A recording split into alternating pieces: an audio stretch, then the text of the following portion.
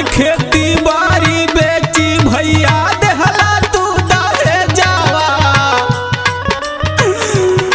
हर तबो नहीं भरल भैया लोभियन कै करे जावा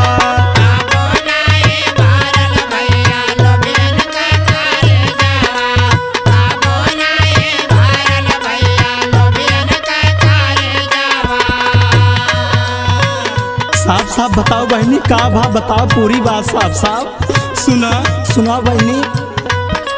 सासू बोलिया बोलली ना नदिया हमारे ताना